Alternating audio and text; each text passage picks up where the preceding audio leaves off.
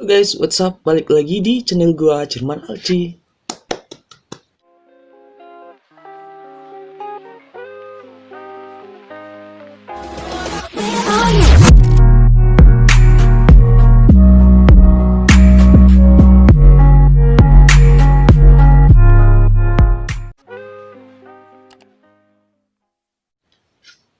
Ya guys, jadi kali ini bakalan menceritakan pengalaman gua yang terkena biduran atau bahasa medisnya itu urtikaria. Untuk itu guys, gua udah menyiapin materinya. Gila, gua 2 hari nyiapin materi ini guys, supaya penyampaian gua, informasi yang gue sampaikan itu lebih terperinci kepada kalian semua guys. Oke, kita mulai pada proses awalnya, dimana gue mulai sadar terkena urtikaria itu atau biduran itu ketika waktu itu gue buka puasa sama teman gue. Kita beli tahu isi dan kebetulan yang jual tahu isi itu adalah kenalannya kita, dan kita dikasih banyak banget tahu isi. Setelah makan tahu isi, sebelumnya guys, gue menyarankan kepada teman-teman sebelum kita menjalankan videonya, jangan lupa mengklik tombol subscribe dan nyalakan lonceng notifikasinya guys, agar gue bisa lebih semangat lagi untuk membuat konten-konten yang lebih menarik lagi. Isi tersebut sekitar 10-20 menit mulailah muncul gatal-gatal. Yang pertama di bagian paha, terus badan, kanan, kaki, bahkan sampai ke bibir gue guys, yang kayak gini. Gila, itu terjadi setiap hari, setiap kali setelah saya makan guys. Nah, awalnya itu gue biarin dulu karena mungkin ini pikiran saya adalah ini adalah sakit yang biasa-biasa aja. Artinya mungkin akan hilang dalam beberapa waktu atau beberapa saat saja guys. Karena menurut saya ini adalah awalnya gue berpikir ini adalah proses imunitas, kekebalan tubuh saya itu melawan sesuatu kayak gitu guys. Lalu gue biarin sekitar beberapa minggu dan gue mulai jenuh dengan rasa gatal-gatal yang semakin meluas ke bahkan seluruh badan semuanya guys. Semuanya. Dan mulailah saya memilah makanan-makanan yang dapat memicu terjadinya biduran tersebut guys.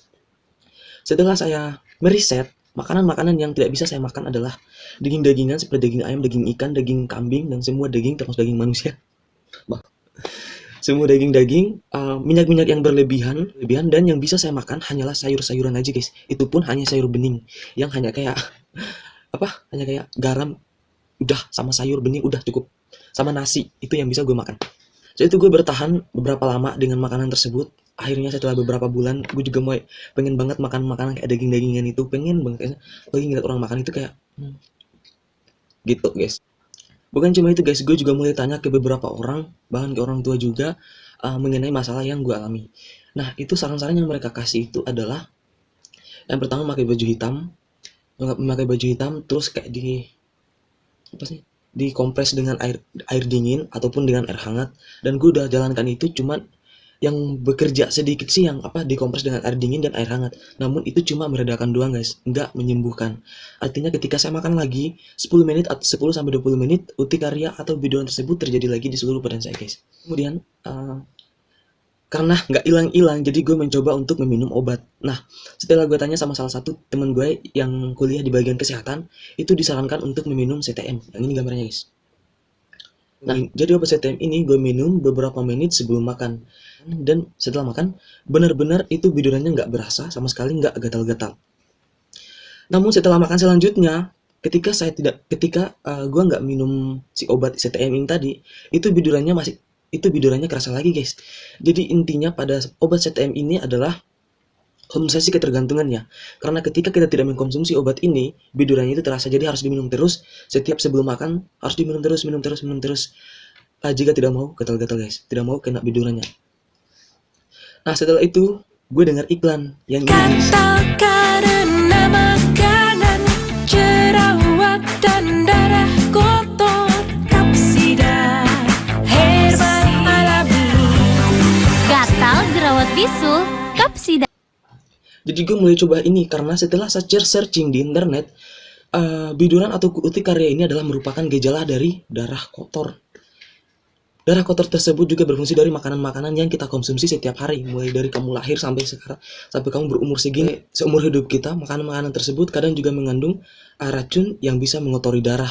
Itu menurut saya. Nah, karena disebutkan di dalam obat Kapsida tersebut adalah darah kotor, mulailah saya untuk mencoba mengkonsumsinya. Ternyata setelah saya konsumsi,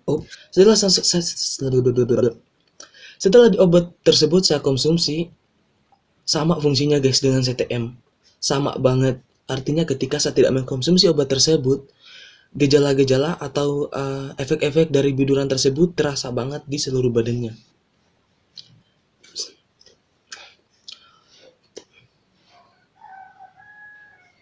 Semakin jenuhnya karena itu aktivitasnya kita terganggu banget guys. Kayak mau ke kampus nggak bisa, kayak mau kemana-mana nggak bisa karena itu kan gatal-gatal banget dan bentol-bentol bahkan di muka leher semuanya guys. Itu betul-betul mengganggu banget. Nah, akhirnya saya mulai melakukan riset besar-besaran sendirian. Melakukan riset besar-besaran sendirian, di mana saya cari banget di internet, betul-betul fokus untuk mencari bagaimana caranya untuk mengobati biduran ini.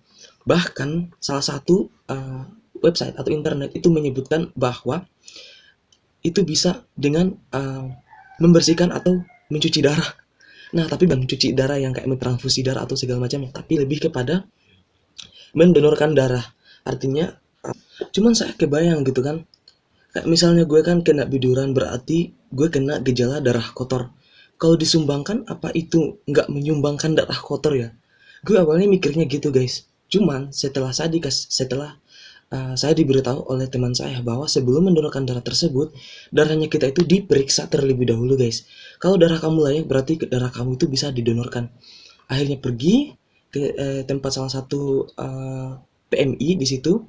Akhirnya saya mencoba mendonorkan darah dan diperiksa dulu guys, semacam diteteskan semacam sesuatu, dan darah saya itu masih bisa untuk didonorkan guys. Setelah berangsur beberapa bulan, pokoknya sampai sekitar 1 tahun gitu, 1 tahunan saya berjuang melawan biduran tersebut. Setelah beberapa bulan, biduran itu masih terasa guys, nggak hilang-hilang, sumpah ini biduran betul-betul, biduran nih betul. Namun suatu hari akhirnya didapatlah di YouTube guys. Gue mulai mencari orang-orang yang memiliki nasib atau ketidakberuntungan seperti gue yang mengalami urtikaria atau biduran ini guys.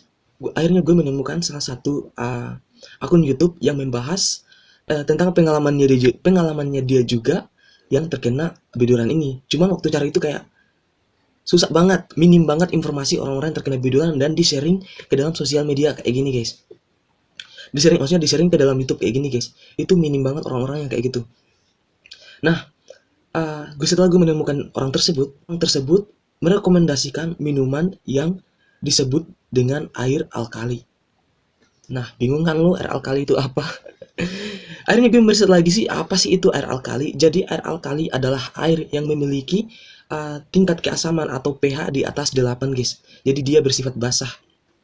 Setelah gue riset lagi, jadi makanan-makanan yang bersifat racun, maksudnya enak tapi bersifat racun dalam tubuh kita itu membawa tubuh kita itu ke dalam pH yang bersifat asam. Jadi sering sakit-sakitan kayak asam lambung gitu, dan salah satu efeknya juga itu salah satu efek tersebut juga adalah biduran ini guys. Akhirnya gue mencoba mencari si air alkali ini guys. Setelah itu gue menemukan alat yang bisa mengubah kualitas air biasa, air mineral yang biasa kita minum, diubah kualitasnya menjadi air alkali. Alat tersebut bernama Mega 6. Jadi alat itu agak mahal, dia sekitar saat itu harganya sekitar 1.580.000-an, dan itu agak mahal, jadi gue perlu mengumpulkan pundi-pundi uang dulu guys. Pada saat gue masih mengumpulkan duit, itu kakak saya menyarankan ada sebuah produk air yang bersifat alkali guys. Namanya itu guys Izaura Water atau Izaura Water gitu tulisannya, Izaura Water. Gambarnya tuh kayak gini. Nah, akhirnya gue kebetulan penjualnya itu lokasinya itu nggak terlalu dengan tempat tinggal gue. Akhirnya gue langsung meluncur beli itu air. Harganya itu guys, harganya sekitar 120 per satu dos kayak gini. Ini dibawa sama ibu-ibu ini guys. Harganya 120 per satu box itu. Akhirnya gue minum itu 2 botol. Gue lupa isinya berapa, 12 kalau nggak salah. Isinya itu 12 botol, 600 ml kalau nggak salah.